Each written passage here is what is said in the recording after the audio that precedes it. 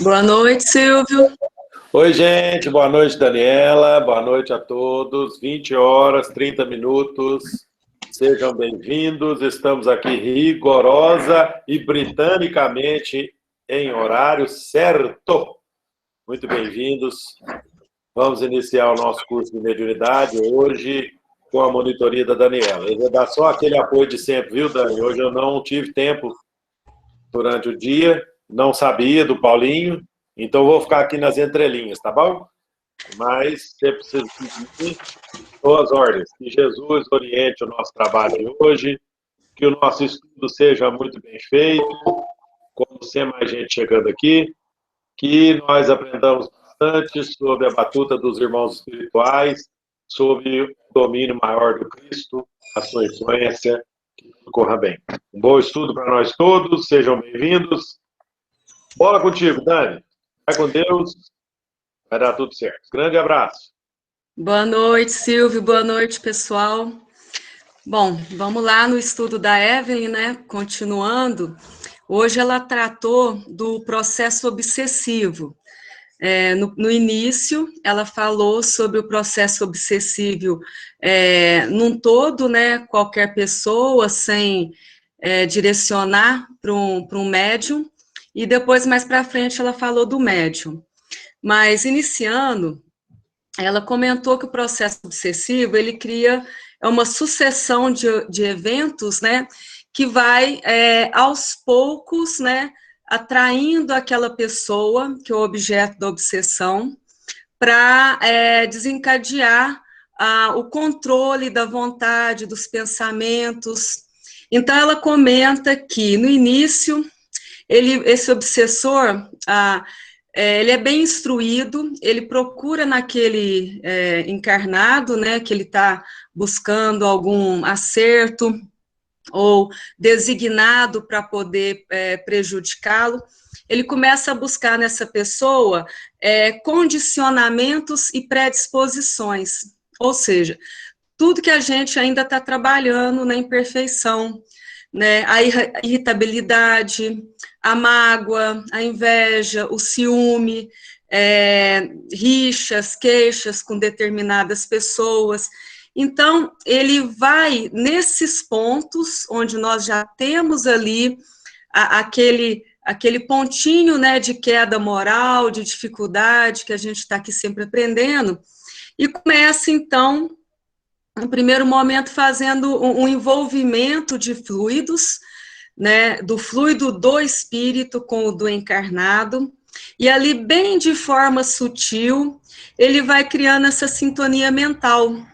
Ela comenta que ele começa a trazer certas imagens à mente do encarnado, e essas imagens e formas repetitivas, né, do mesmo assunto, do mesmo conteúdo. Se você é uma pessoa ciumenta, ela começa a provocar no teu ciúme: olha, estão te traindo, olha, não merece confiança, e ali de forma sempre repetitiva, né, buscando te afastar dos outros pensamentos conexos, vai te induzindo a se entregar cada vez mais àquela sugestão. Então, o processo obsessivo, ele não é uma colocação que você fala, a culpa é do obsessor, não. Ele tem dentro de nós, né, essas predisposições, essas tendências, esses condicionamentos, e ele vai direitinho, ele sabe onde cutucar.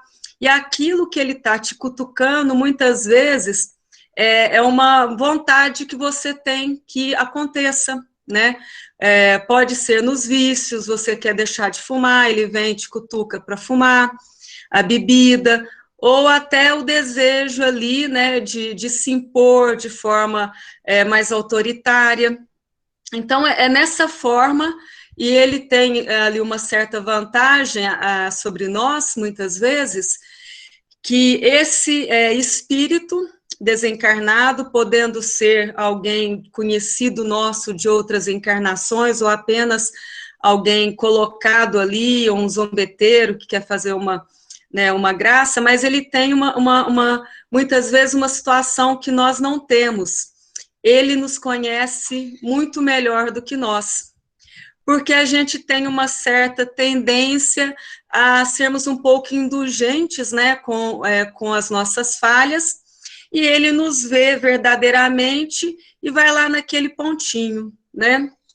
Então, Kardec comenta, e a Evelyn coloca lá, que é como se esse espírito, ele viesse com um manto, né? Você imaginar ali um manto de energias envolvendo o corpo, né, da pessoa, e ali começam a se confundir as vontades dos dois.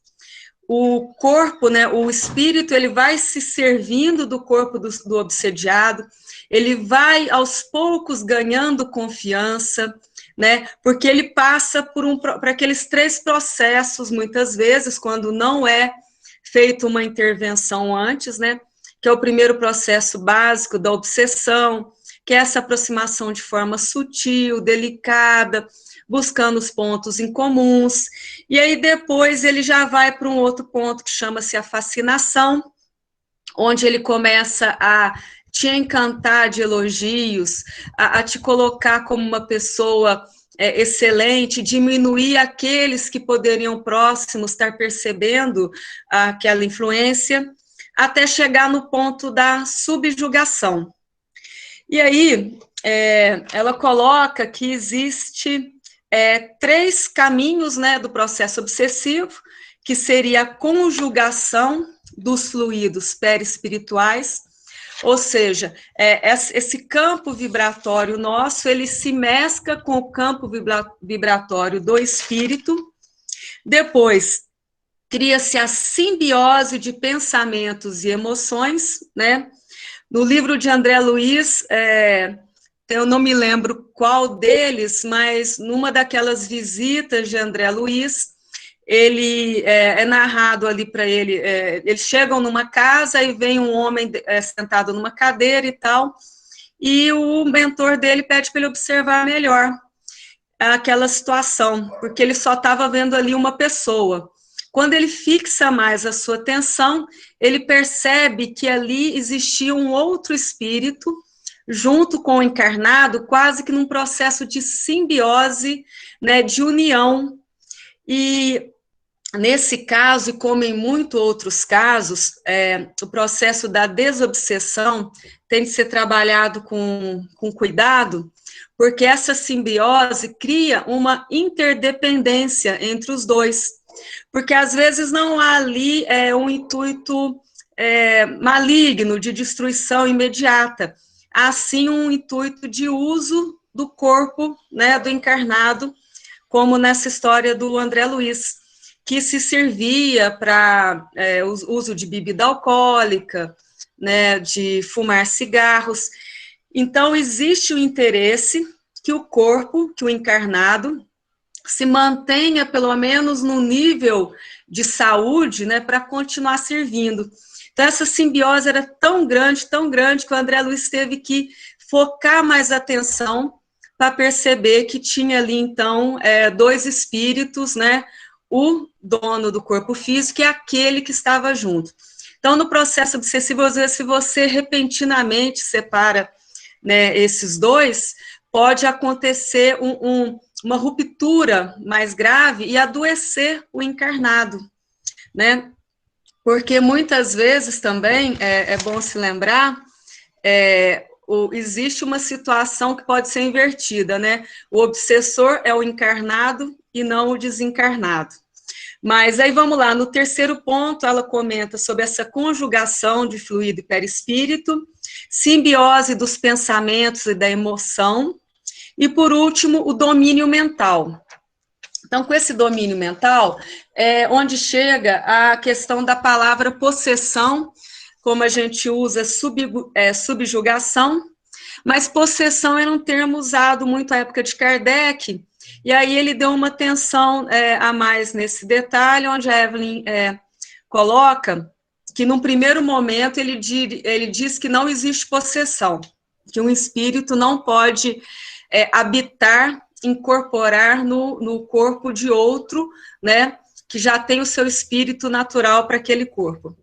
Mas aí depois ela vai colocando que na Gênesis e depois na própria Revista Espírita, em 1863, ele já aceita o termo possessão como sendo uma particularidade, como se fosse um médium, né, que ficasse um período maior mediunizado. Então, ele estaria ali totalmente sobre o domínio, as ações do espírito que está ali sendo comunicante, né? E sendo aí uma forma que não prevalece por longos períodos, ela é intermitente, mas aí ele aceita essa situação aí de possessão, né? É comentado também, que a Evelyn coloca lá, que Kardec fala que essa obsessão, ou no caso, possessão, pode ser por um bom ou mau espírito. E aí depende, né, do que cada espírito for, né, ali as intenções, o que vai acontecer, certo? Mas obsessão a gente sempre fala que é uma forma de direcionar de um espírito inferior, né? Porque ele fica na insistência para te levar ao que ele quer. Quando é um espírito superior, a gente costuma falar que ele está intuindo, né? Que ele vem de forma muito tranquila, deixando sempre o livre-arbítrio da pessoa prevalecer, dando ali uma intuição do que poderia ser o caminho seguido, mas a pessoa decide. Na obsessão, muitas vezes, é tolhido esse livre-arbítrio, em parte, né, porque existe também consentimento do obsediado em algumas situações, e ali vai seguindo um caminho nem sempre muito agradável, né? E aí a Evelyn comenta das condições favoráveis para que aconteça a obsessão, que a gente comentou, que são essas tendências, né, que são chamadas de brechas psíquicas, que é mágoa, ciúme, inveja, irritação, consumo de drogas, dúvida, medo. E esse obsessor, né, vai vindo aí e lançando essas imagens, e se não houver uma intervenção, a mente e o corpo físico vão começar a adoecer, porque chega um momento que a energia e o impacto mental é grande e vai exaurindo as energias, né, os fluidos vitais daquele corpo, como também vai exaurindo as energias ali do perispírito. Então,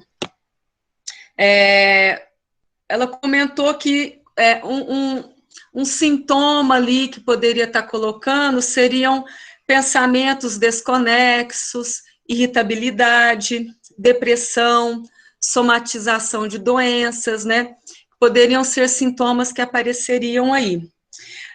André Luiz, ela comenta que ele chama a exteriorização do processo obsessivo no corpo físico como infecções fluídicas. Então, essas infecções fluídicas, a gente tem que lembrar que o nosso perispírito do encarnado, quando ele foi ali, né, acoplado no útero materno, foi feita uma ligação célula a célula, corpo físico e perispírito, porque ele, o meio onde o espírito, né, vai se manifestar. Então, quando o perispírito adoece, dependendo da constância e da condição, ele transmite essa enfermidade para o corpo físico. E podem ser produzidos danos irreversíveis, né? Essa toxicidade, essa intoxicação por todo o processo vai, né, invadindo ali o corpo físico e levando a uma deterioração. Aí, nesse momento, a Evelyn faz um comentário que como, né, uma pessoa se defenderia dessa situação, de cair, né, nessa armadilha obsessiva, já que todos temos falhas, e nós podemos, em algum momento da nossa vida, ser levados ou direcionados por alguém naquele nosso lado um pouquinho mais desagradável para a gente. Ela coloca que seria uma vida de oração. E aí, o que seria uma vida de oração? Não seria ficar rezando o terço, Ave Maria o dia inteiro, ou todo momento parando e fazendo uma prece. Mas sim, a prece é sempre muito boa, porque ela nos prepara, nos eleva o pensamento. Mas seria, como sempre, agir de forma que o Cristo nos aprovasse, que Jesus fosse ali o modelo das nossas escolhas, das nossas ações. Se no momento ali da dúvida, você parasse e pensasse o que Jesus, né, ficaria satisfeito nesse momento que eu agisse, que eu fizesse a escolha. Então, é se doar, né, desde o acordar até o adormecer, nessa oração da vida, né, se entregando às boas ações, aos bons pensamentos. Aí a Evelyn vem e toca num ponto sobre o nosso período de descanso, nosso sono, que é o desdobramento do nosso espírito. Ela fala que nesse desdobramento nós podemos, nessas horas, sermos acercados, né, desses espíritos, nos quais podemos ter dívidas ou sejam, né, apenas obsessores colocados ali, e provocar situações de que tenhamos medo, a nossa noite fique agitada, ou que sejamos conduzidos para locais ali onde eles habitam, quando a gente está na sintonia por alguns desejos menos elevados pela bebida, pela droga, o sexo desregrado. E aí, durante o sono, em vez da gente se refazer, restabelecer as energias, né, que o sono foi feito para isso, a gente acaba voltando cansado, com a mente ali atormentada, às vezes, por pesadelos, e ela coloca e lembra novamente que eles sabem daquilo que a gente teme em nós mesmos, ou até numa fantasia, e eles buscam, nesses momentos, chamar atenção por algo que nos afeta a consciência e a gente ainda não acertou, e aquilo vai criando na mente da pessoa um desconforto. Ela dorme mal, ela acorda cansada, com dores no corpo, com insônia. Ela coloca várias situações aqui que, quando você vai para essas áreas no umbral, quando está sintonizado às influências negativas, você é vampirizado e absorvido essas energias lá, e você tem pesadelos, criando medo, paralisia, né? E tudo isso leva a alguns sintomas também, que seria, aí você já está aprofundando mais nesse processo obsessivo, aí começa a ver coisas, ver vultos, vozes, ter manias, tiques, mal-estar, dor de cabeça, pesadelos, agressividade, angústia, depressão, desânimo, isolamento social, falta de sono, indução ao vício. Então, assim, ela elenca várias, né, situações que não seriam apenas individuais, né, para a gente não ficar assim tão preocupado, mas é quando vem em grande quantidade essas questões, né, e você se autoanalisando vai percebendo ali o que é, o que pode ser e o que não pode ser, né. Aí ela chega na questão dos médios ostensivos, né, para já caracterizar ou direcionar uma demonstração do que seria uma obsessão em médios ostensivos. Ela coloca que, nesse caso, é o maior obstáculo ao progresso do espírito e à prática mediúnica, né? Porque nesse momento você começa a ser assediado e tentado a se afastar da doutrina, né, a sentir mal quando chega no centro espírita, a se incomodar com um ou outro companheiro de trabalho, e aquilo você fala assim, eu vou no centro, eu me sinto mal, eu passo mal, como é que eu posso ir para um lugar que eu me sinto ruim? Lá não é bom. Aí você não vai no centro, você falta, e você fica de boa em casa, não passa mal.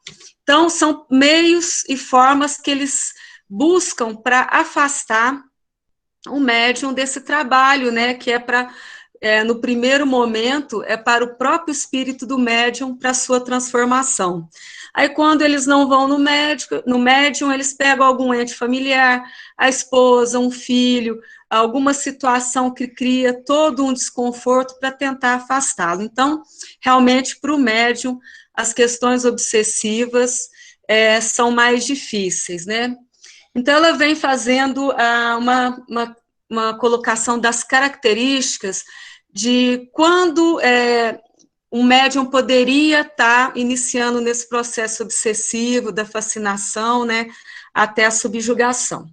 Então, ela elencou 8 itens, sendo o primeiro a persistência de apenas um espírito em se comunicar.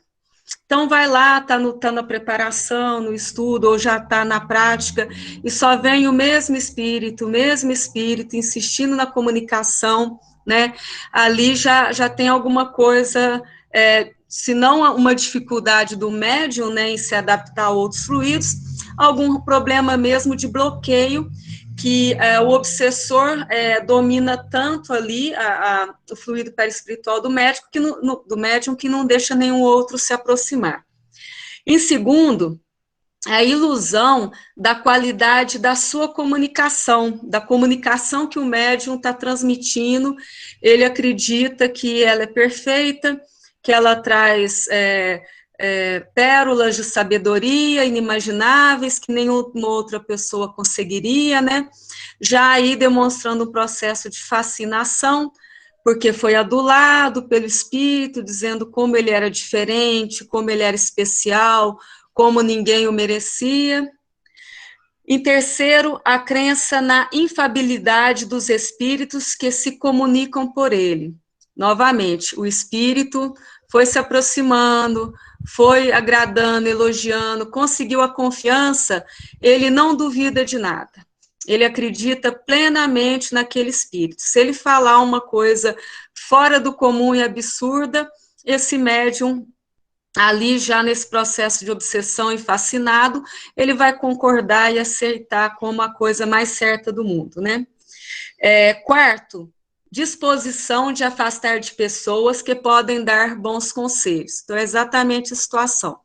Qualquer um que possa perceber aquela armadilha montada pelo processo obsessivo, passa de amigo a inimigo, de benquisto a malquisto, e é uma pessoa não grata, e ali vai criando aquela dificuldade, aquele afastamento.